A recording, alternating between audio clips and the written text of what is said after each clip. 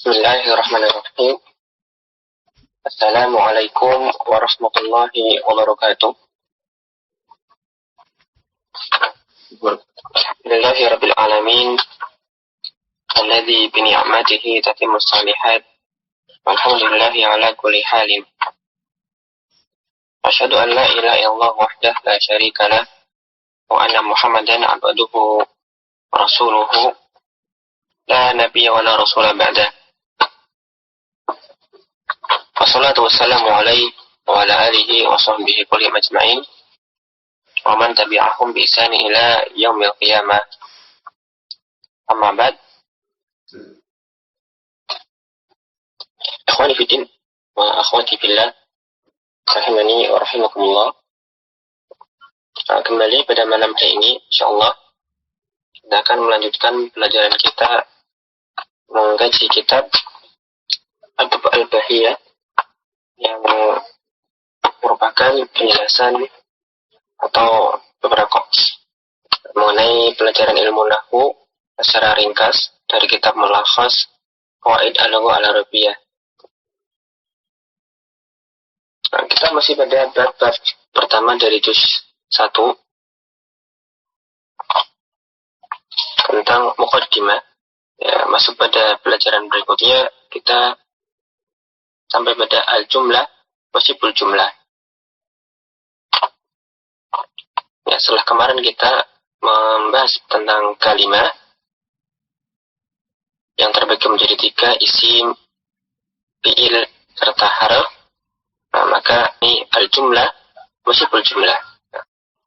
Nah, al-awwal al-jumlatul mufidah. Apa itu jumlah mufidah? Mu'allif mengatakan ya kullu ma tarakkaba min kalimataini au aktsara.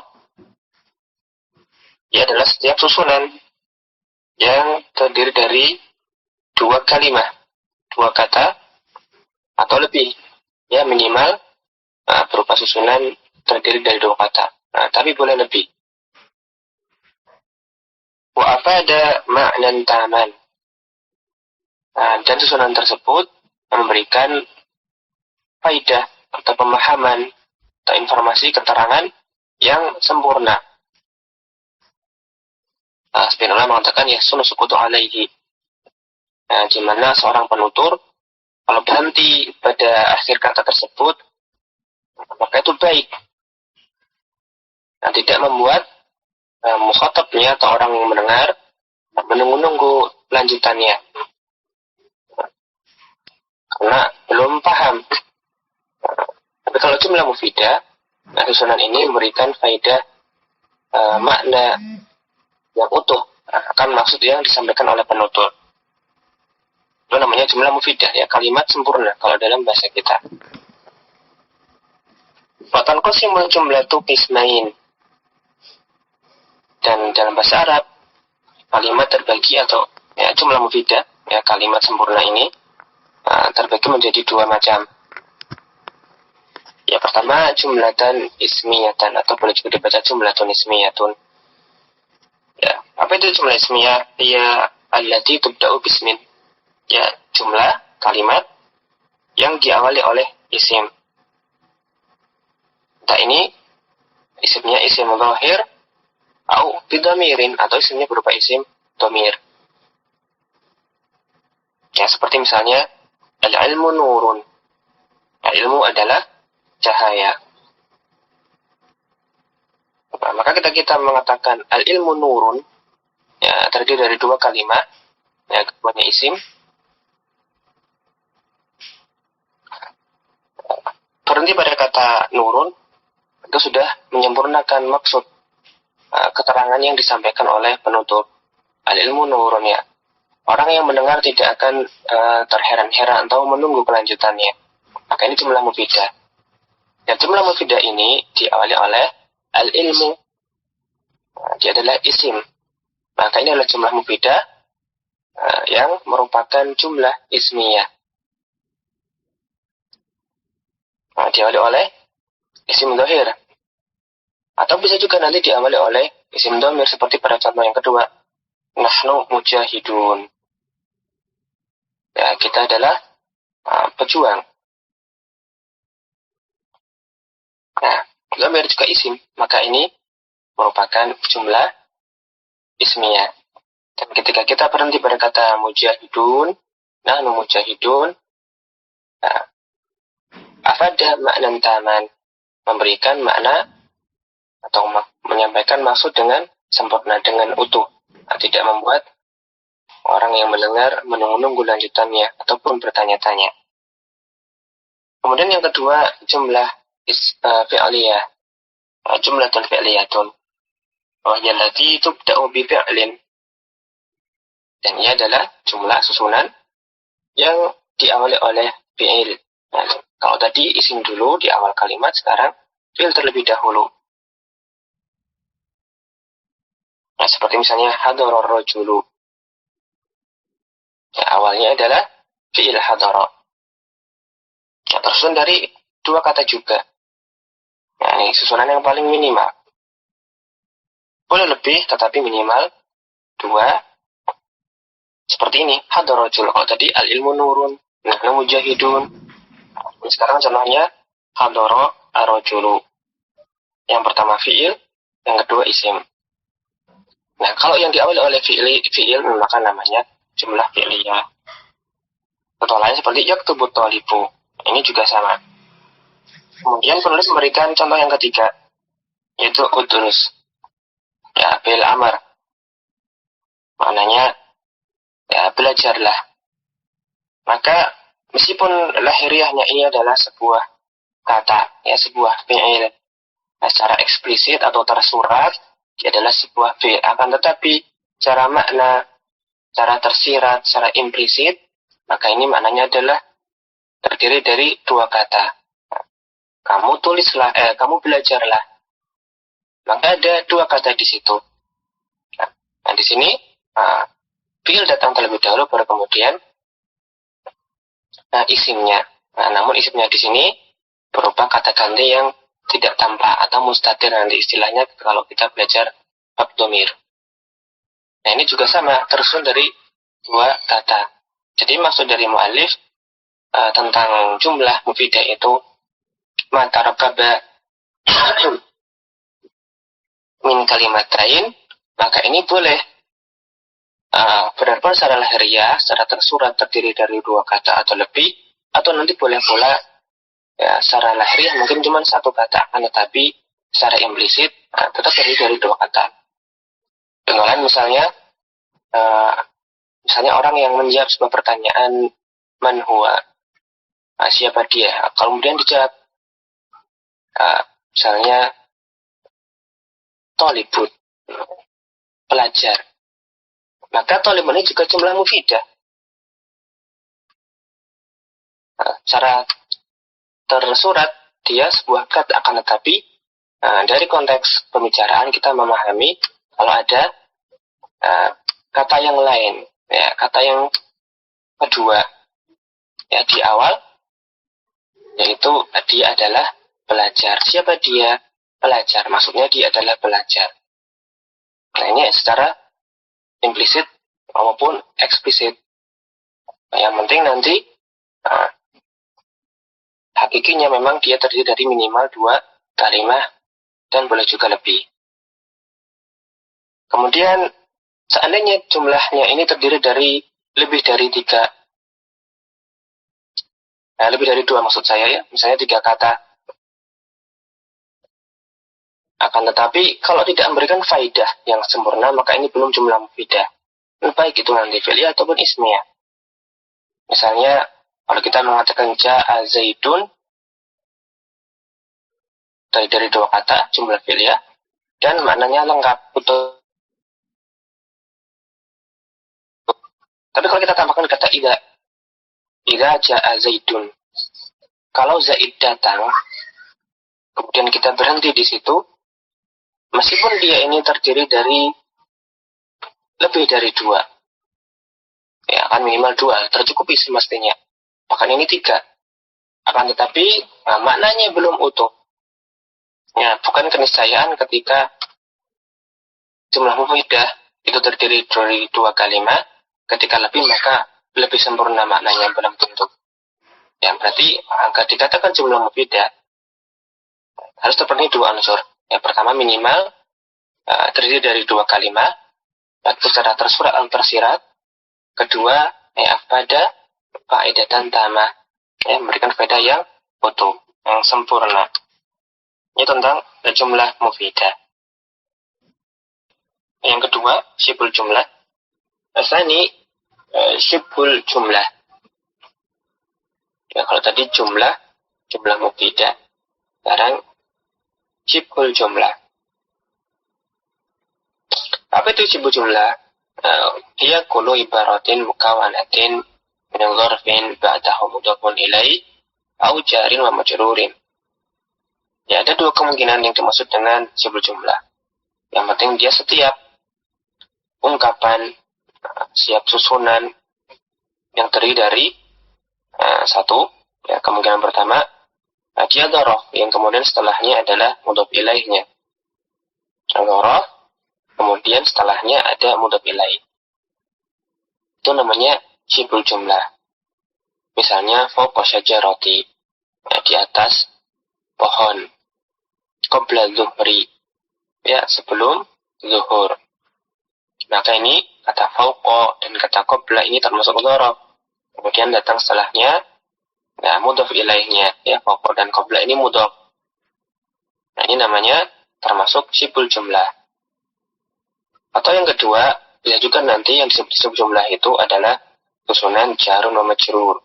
Jar wa majrur, ya, huruf jar, kemudian setelahnya isi majrur.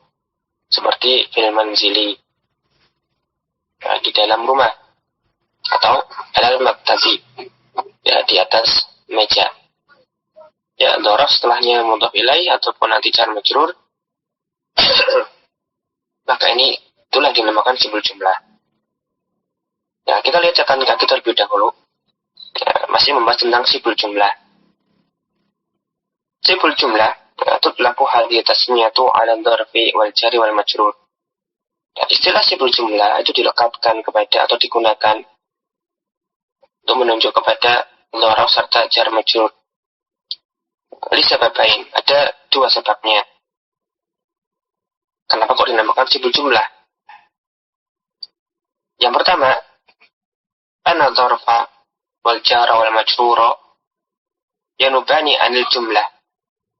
Ya, karena pertama, baik dzaraf ataupun jar majrur itu dia bisa menggantikan jumlah.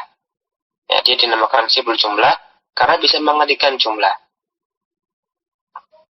Wa yantaqilu alaihima dhamiru muta'alliqaihima. Dan nanti dzaraf serta jar majrur ini nanti dia berkaitan dengan sesuatu. Nah, tidak berdiri sendiri. Yang nanti sesuatu ini mengandung dhamir yang kembali kepada mereka. Misalnya, contohnya yang mudahnya seperti al-kitabu ala tawilah atau al-kitabu indaka. Al-kitabu ala tawilah, bukunya ada di atas meja. Al-kitabu indaka, buku tersebut ada padamu, ya, di sisimu.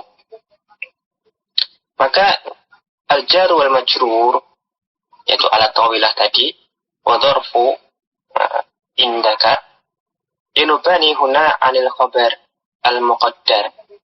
Sebenarnya keduanya ini dia menggantikan khabar. Yang khabarnya ini muqaddar. Tidak kelihatan, tidak disebutkan. Apa itu khabarnya? Sebenarnya khabarnya itu adalah al-jumlah al-fi'liyah. Ya, jumlah fi'liyah yang ditakdirkan yaitu istaqarra.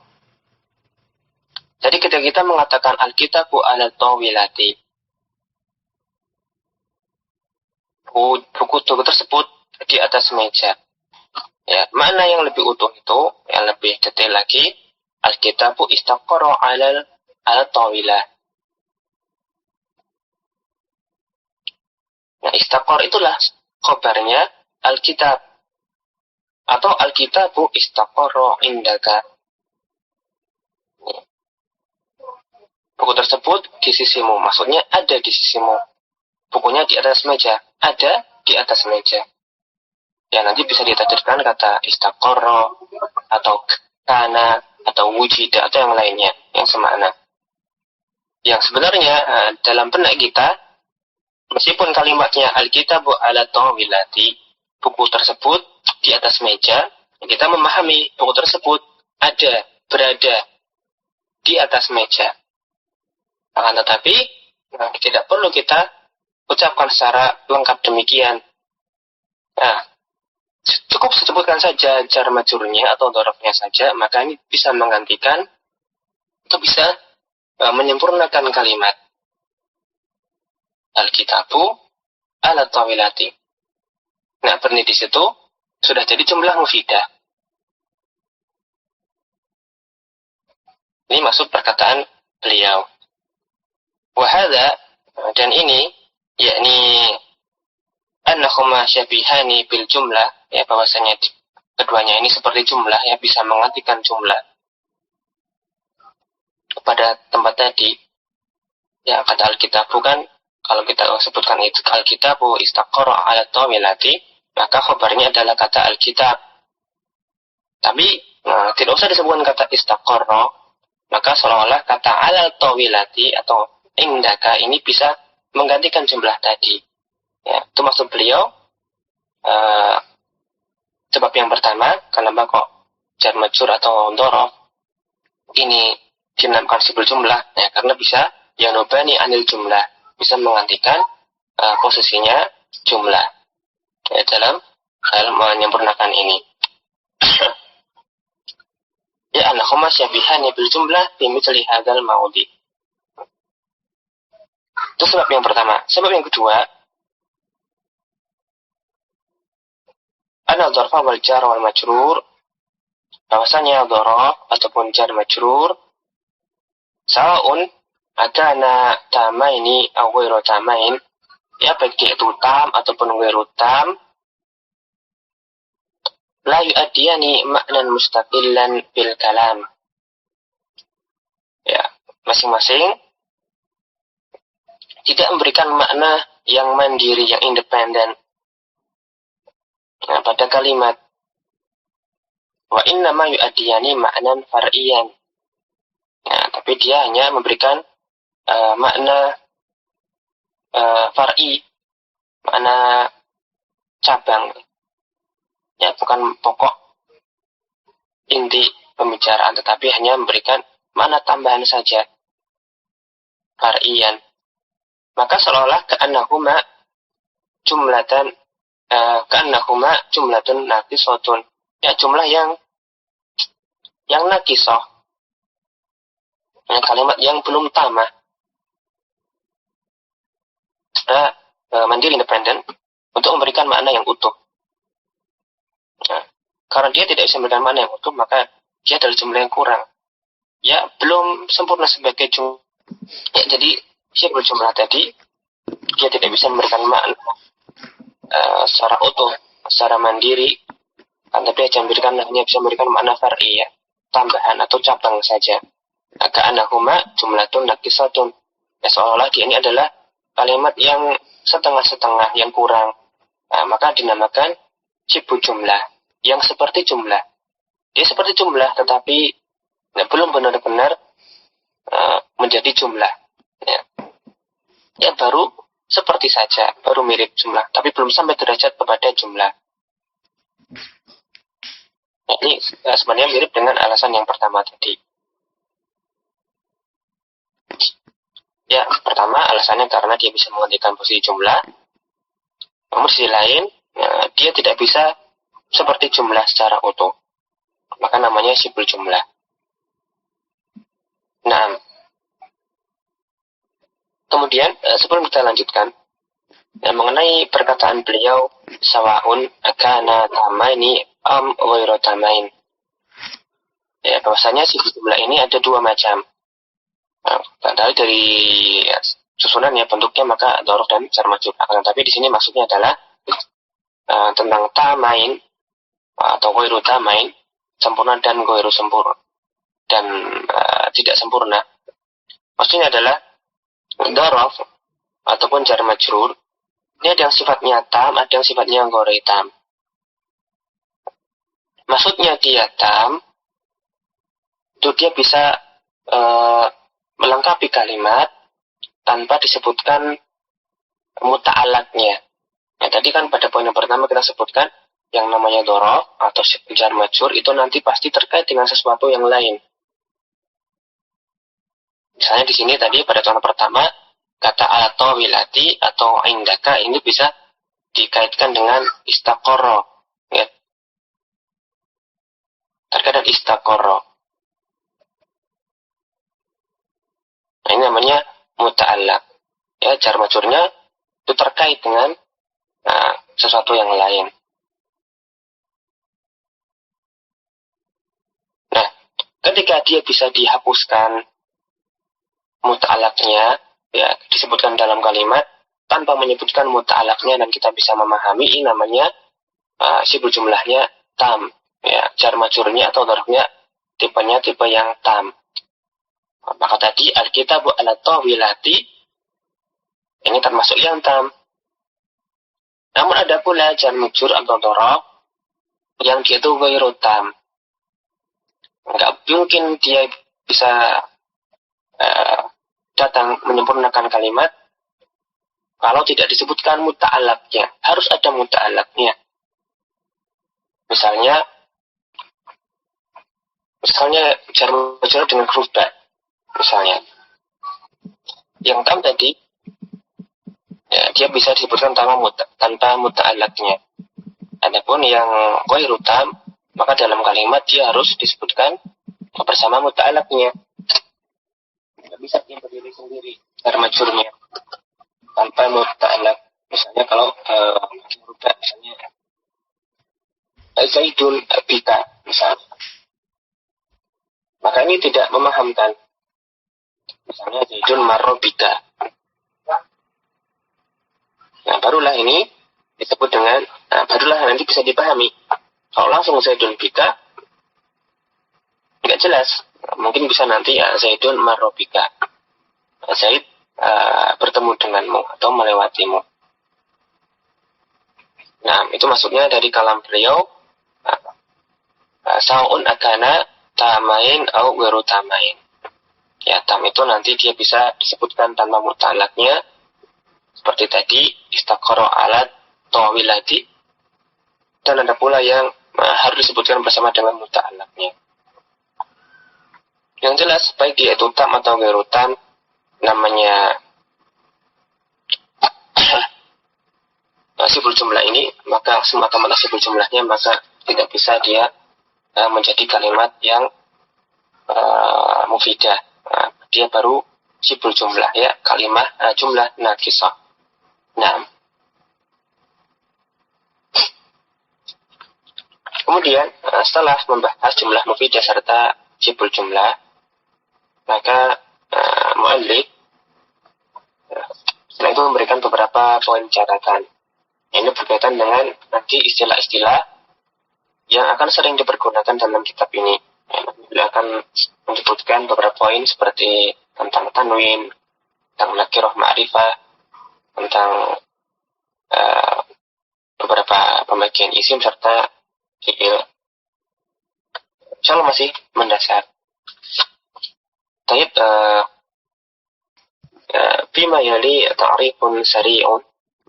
Berikut ini adalah definisi-definisi ringkas li ba'dil mustalahat al-'amah untuk sebagian istilah-istilah umum allati sayati dzikruha di awal kitab, yang nanti akan datang penyebutannya di kitab ini.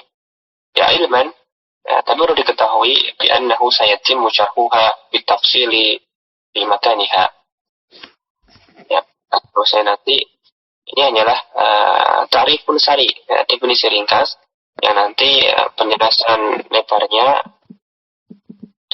akan datang lebih rinci, nanti akan datang pada tempatnya tersendiri. Baik, ya, yang pertama mulahadhahnya tentang isim nakirah. huwa ma dalla ala ghairi muayyanin. Isim nakirah adalah setiap isim yang menunjukkan sesuatu yang masih umum, yang ghairu muayyan, yang belum tertentu. Nah, yaitu maksudnya ismin sya'id dalalah, yang masih luas cakupannya. Yang nanti ada pada catatan kaki dijelaskan maksudnya sya'id dalalah ini yang antara satu dengan yang lainnya pada jenis yang sama itu belum terbedakan. Jadi masih mencakup banyak yang termasuk dalam jenis yang sama. Masih luas umum. Misalnya rajul, asad, singa, madinatun, kota, dan nahrun, sungai, ilal akhir, dan yang lain sebagainya. Kalau kita mengatakan rajulun,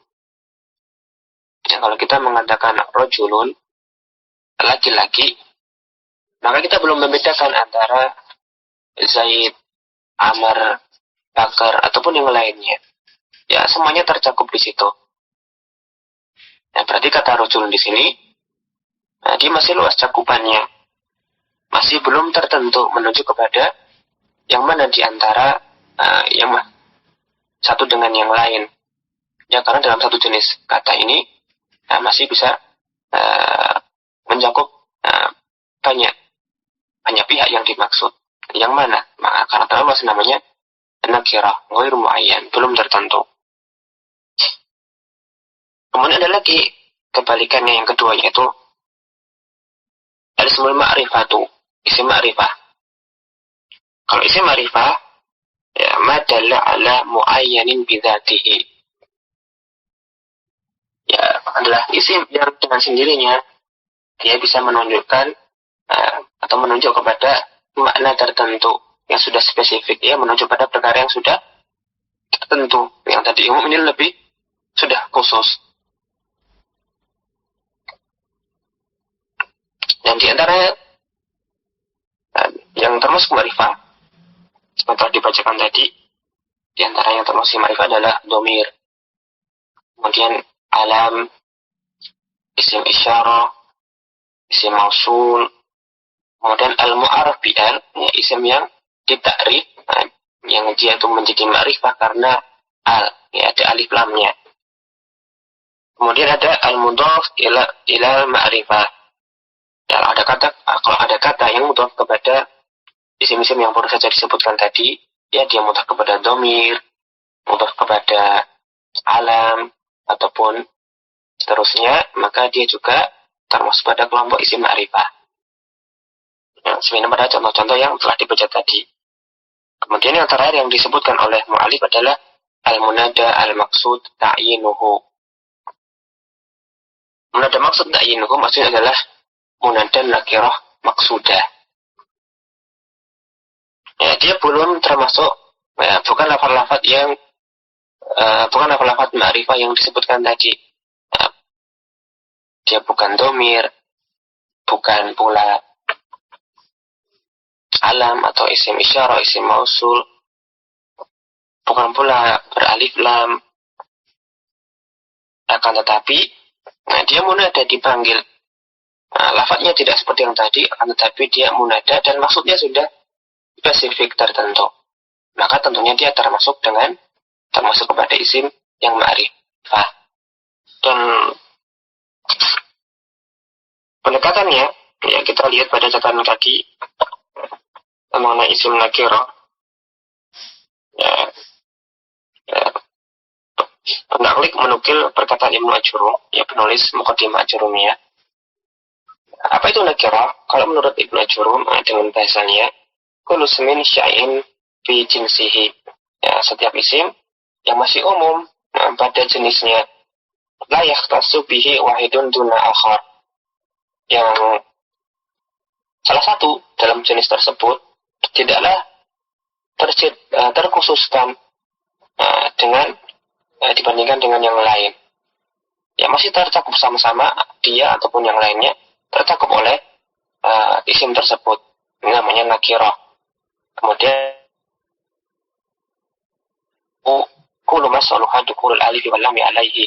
Ya, setiap isim yang bisa menerima, misalnya rajulun, ini dia nakirah karena ya, sesuai dengan takribnya tadi, pendekatannya tersebut, kata rajulun ini bisa menerima al, ya, kita bisa mengatakan ar-rajulu. Maka rajulun itu dia nakirah, ya, karena dia bisa menerima al. Ya, meskipun pendekatannya juga perlu ada beberapa catatan.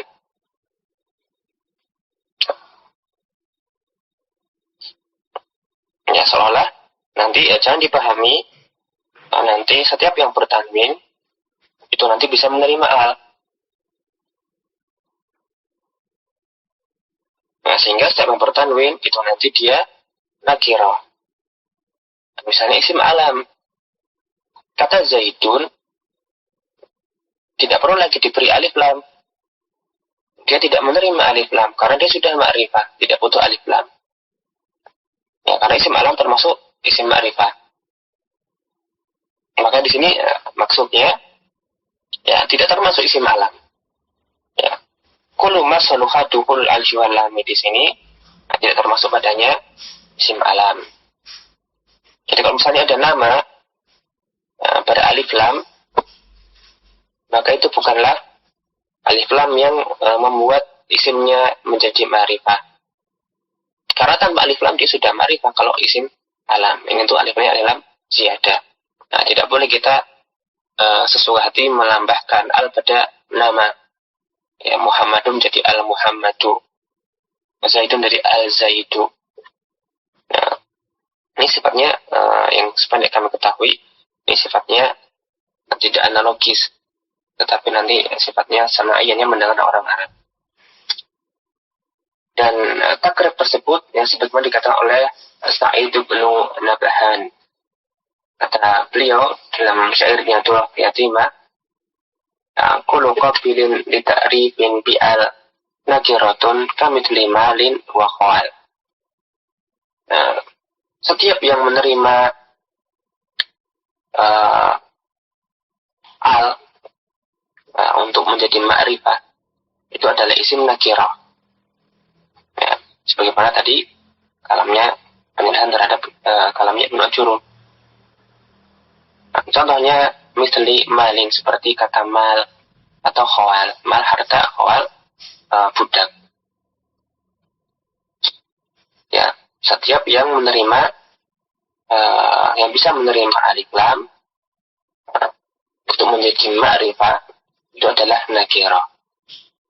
Maka di sini tidak termasuk nama yang bisa dikasih alif lam seperti Hasanun.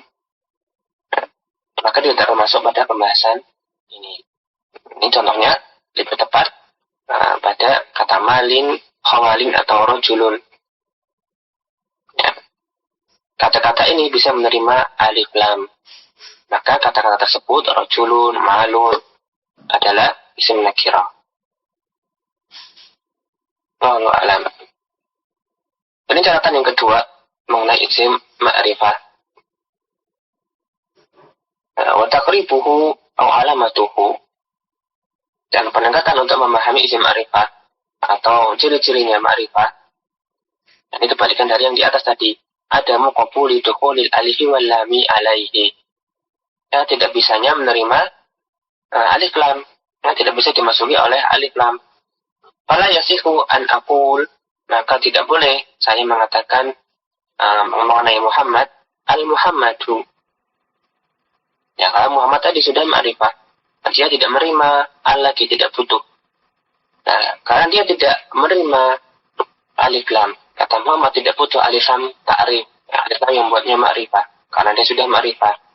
Ini sama dengan perkataan di sini ada muqabuli dukhulil alif wal lam alaihi. Kata Muhammad ya tidak perlu, tidak butuh dimasuki oleh alif lam, sudah ma'rifah. Demikian pula contoh lain seperti dhamir. Dhamir huwa misalnya tidak bisa kita katakan al huwa. Ya, kata huwa di sini sudah ma'rifah, tidak butuh dimakrifahkan lagi, dijadikan ditarif, dijadikan ma'rifah, jangan meletakkan alif lam atau al. Nah, ini diantara pendekatan isim-isim ma'rifah. Untuk mendekatkan pemahaman saja. Dan macam-macam isim ma'rifah yang tadi dibaca sudah diisyaratkan oleh Ibnu Malik pada bait-bait syairnya. Qad asyara Ibnu Malikin ila anwa'il ma'rifati bi qawlihi wa iruhu ma'rifatun kahum wadi wa hinna wa ba'ni wal gulami wal ladi. Dan selain yang itu, mengisyaratkan pada kalam sebelumnya tentang isim nakirah adalah ma'rifah. Selain yang nakirah itu ma'rifah. Seperti misalnya hum. Nah, ini mengisyaratkan adalah termasuk di antara ma'rifah dhamir. Kemudian nanti ini wakil untuk isim isyarah. Kemudian hindun, ya hinda, ini adalah alam. Kemudian ibni, ini contoh untuk mudhof kepada ma'rifah yang mudhof kepada dhamir, maka dia adalah mudhof kepada ma'rifah, hukumnya ikut ma'rifah. Kemudian gulam, al-gulam di sini ditakrif dengan al. Ya, dia termasuk isim ma'rifah karena muhalla bi al. Demikian pula alladzi karena dia adalah isim mausul. Dan di sini, dari ini kita mau tahu bahwasanya penulis kitab Mulakhas memberikan tambahan dari perkataannya Imam Ibnu Malik. Beliau tambahkan al-munada al-maksud ta'inuhu atau munada nakirah maksudah. Ibnu Malik menyebutkan ada 6, kemudian yang ketujuh ditambahkan munada ghairu maksud nakirah maksudah. Nah, itu isim-isim ma'rifah. Kemudian sebelum kita lanjutkan, perlu pula diketahui bahwasanya isim-isim ma'rifah ini ada tingkatannya. Ya, tidak sama dalam hal derajat kema'rifahan. Yang pertama, yang paling ma'rifah, yang paling kuat ta'rifnya, itu adalah isim dhamir. Dan isim dhamir pun ini berbeda-beda tingkat ma'rifahnya. Yang paling ma'rifah adalah dhamir mutakallim, kemudian mukhatab, baru kemudian dhamir ghaib. Ya, lebih jelas ketertentuannya. Ya, begini tidak. Mutakallim yang bicara, maka orang akan langsung tahu siapa yang dimaksud. Nah, kemudian setelah isim dhamir, yang isim ma'rifah setelahnya adalah isim alam. Atau sebagian mengatakan ini setingkat dengan dhamir ghaib. Saya dengan dhamir ghaib. Kemudian setelah itu isim isyarah, kemudian isim mausul, kemudian setelah isim mausul isim yang dilekati oleh alif lam, ya, muhalla atau mu'arraf bi al. Nah, kalau ada pertanyaan setelah itu apa? Maka ada perincian nanti setelah ini. Ya, mudah kepada ma'rifah itu juga termasuk ma'rifah, tapi urutannya bukan paling bawah. Nah, tergantung nanti dia mudah kepada isim ma'rifah yang mana. Ya, jadi misalnya urutannya yang paling ma'rifah dhamir, kemudian kata yang mudah kepada dhamir, isim alam, kata yang mudah kepada isim alam, kemudian isim isyarah, kemudian kata yang mudah kepada isim isyarah, setelah itu isim mausul, setelah itu kata yang mudah kepada isim mausul, dan seterusnya. Nah, ada pun yang terakhir yang diberi oleh mu'allif, munada nakirah maksudah. Maka nanti sebagian mengatakan kalau ini setingkat dengan isim isyarah atau di bawah isim isyarah. Nah, ini penting untuk memahami tartibnya. Paling tidak secara umum dulu. Ya, dari dhamir, alam, isyarah, mausul, kemudian yang diberi alif lam. Mengapa? Nah, nanti berkaitan dengan ini bisa digunakan untuk membedakan antara tawabi yang satu dengan yang lain. Kan nanti ada pelajaran tawabi, ada na'at, atau kemudian badal, serta taukid. Yang paling sempit taukid, kemudian naat, kemudian badal yang lebih umum. Nah, nanti ya yang penting sekarang diingatkan saya dulu, setidaknya secara umum urutan ma'rifah. Nanti kita bisa manfaatkan khususnya ketika membicarakan naat. Kemudian faedah tambahan, di antara isim ma'rifah tidak ada isim yang paling ma'rifah. Para ulama menyebutkan yaitu lahlul jalalah. Lahlul jalalah ini a'raful ma'arif.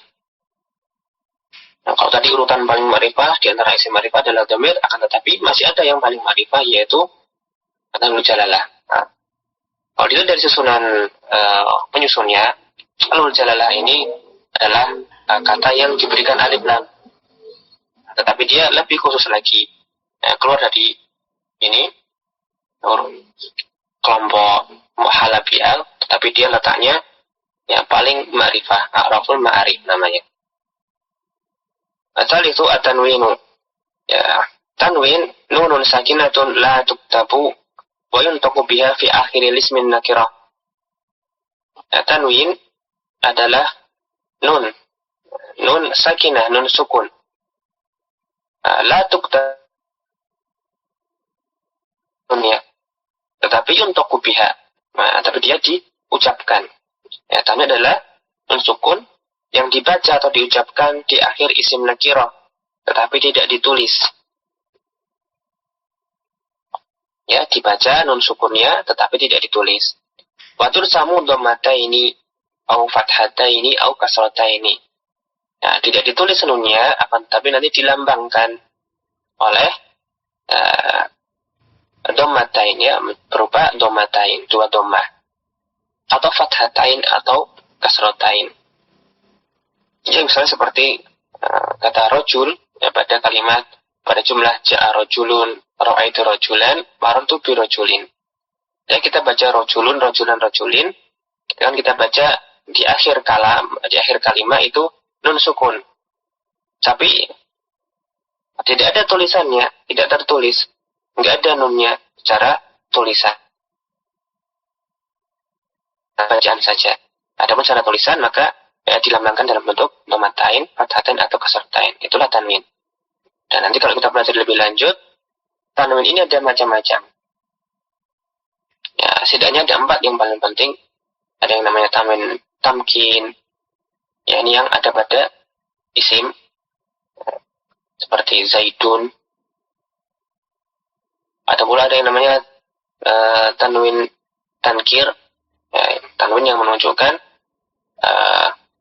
kata ini menjadi nakirah. Misalnya kata Sibawai, nama orang. Sebagian ulama memabnikan Sibawahi alal kasri. Misalnya kita mengatakan telah datang Sibawai dan Sibawah yang lain. Maka dikatakan ja'a Sibawaihi wa Sibawaihin. Nah, Sibawaihin ini bertanwin. Dia adalah tanwin tankir. Kemudian ada lagi yang namanya tanwin iwad, tanwin pengganti. Ya, ada suatu kata dihapus kemudian digantikan oleh tanwin. Dan nanti ada pula namanya tanwin muqabalah. Ya, tanwin pada jamak muannas salim. Ya, ini hanya pengenalan saja. Nanti tanwin ada macam-macam. Tapi yang penting al-muhim, tanwin itu nun sukun, dibaca tapi tidak ditulis. Kemudian pembahasan berikutnya mengenai macam-macam isim ditinjau dari jumlah yang ditunjukkannya. Ya, yang sudah kita kenal insyaallah, yang namanya ismul mufrad, ada al-ismul musanna, ada al-jama'. Isim mufrad madalla ala wahidin au wahidatin. Ya, siap isim yang menunjukkan sebuah perkara. Ya, satu laki-laki ataupun perempuan. Kalau mananya itu menunjukkan suatu, ya satu, maka itu adalah isim mufrad. Seperti waladun, fatatun, ya, seorang anak, fatatun, seorang pemudi. Itu namanya mufrad, ya, wahid atau wahidah. Kemudian kalau dia menunjukkan isnaini au isnataini, ya, madalla ala isnaini au isnataini. Kalau dia menunjukkan dua, nah, tidak satu tapi dua, baik duanya ini laki-laki atau perempuan, inilah yang disebut dengan isim musanna. Dan isim musanna ini biziyadati alifin wa nunin, ya, au ya'in wa nunin ilal mufradi. Ya, dibentuk dari mufradnya dengan menambahkan di akhir isim mufrad alif dan nun. Atau boleh juga ditambahkan ya dan nun. Nanti nunnya maksur, di kasrah. Seperti waladun tadi, seorang anak. Kalau dua maksudnya musanna, nah tinggal tambahkan dari kata walad, tambahkan alif nun. Ya. Nunnya di kasrah, waladani. Atau boleh juga pakai yang ya dan nun. Walad jadi waladaini. Fatatun, fatatani, fatataini. Isim musanna dibentuk dari isim mufrad. Dan cara membentuknya mau mudzakkar atau muannats sama. Nah, cukup tambahkan pada isim mufrad tersebut baik mudzakkar atau muannats dengan alif nun atau ya nun. Nah, nanti nunnya maksur, ya, di kasrah. Nah, adapun lebih dari dua namanya jamak. Ya, al-jam'u huwa ma dalla ala aktsara min isnaini aw isnataini. Isim jamak adalah kata atau isim yang menunjukkan lebih dari dua. Ya, lebih dari duanya ini baik perempuan atau laki-laki. Yang penting lebih dari dua. Namun kali ini tidak seperti isim musanna. Isim jamak ini dibedakan. Ada beberapa macam. Salah satu anwa'in. Ada 3 macamnya. Yang pertama namanya jamak mudzakkar salimun. Jamak mudzakkar salim. Ya, dari namanya kita tahu isim jamak ini jenisnya mudzakkar, laki-laki.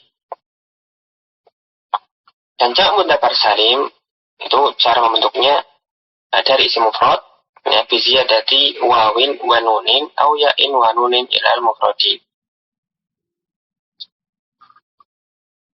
Ya, dengan cara menambahkan wawu dan nun atau ya dan nun di akhir isim mufrad. Nah, tetapi catatan agak beda dengan isim musanna. Kalau jamak mudzakkar salim nunnya maftuh, jadi fathah. Misalnya muhandis, maka dibaca muhandisun atau muhandisin kalau maknanya lebih dari 2 kalau dia jamak. Dan tidak setiap isim mudzakkar itu nanti jamaknya ke jamak mudzakkar salim. Karena isim jamak mudzakkar salim ini ada syaratnya. Ya, yang bisa dijamakkan ke jamak mudzakkar salim adalah isim alam, laki-laki, atau sifat. Ya, kata sifat untuk laki-laki. Kalau dia mudzakkar tapi bukan nama laki-laki, bukan pula sifat yang bisa diterapkan kepada laki-laki, ya, bukan sifat untuk laki-laki, maka nanti tidak boleh jamaknya ini ke jamak mudzakkar salim. Dan minta ke jamak yang lain. Pokoknya tidak boleh ke jamak mudzakkar salim. Yang dijamakkan ke mudzakkar salim itu nama laki-laki atau sifat untuk laki-laki. Ya, ini secara umum. Kemudian ada yang namanya jam'u mu'annatsin salimun, jamak mu'annas salim. Nah, kali ini dari jenis mu'annas. Maka caranya biziyadati alifin wa ta'in ilal mufrad. Nah, dengan kita cara menambahkan alif dan huruf ta. Nah, di akhir isim mufradnya. Nah, ta'nya ini tak maftuhah, ya, bukan tak marfuthah. Misalnya muhandisatun, ya, insinyur perempuan. Nah, kalau dia jamak, maka kita katakan tambahkan alif dan ta. Muhandisatun atau nanti di kasrah muhandisatin. Ya, tidak ada muhandisatan. Adanya cuma 2, dengan dhamma ataupun dengan kasrah. Nah, untuk jamak muannas salim ini lebih luas. Nah, dia bisa nama perempuan, atau sifat untuk perempuan atau isim yang diakhiri oleh tak marbutoh, maka biasanya dijamakkan ke jamak muannats salim. Ya, nama perempuan, sifat perempuan atau bukan, tetapi ada tak marbutohnya, maka dia dijamakkan jamak muannats salim. Dan yang terakhir namanya jamak taksir. Maka dari namanya taksir.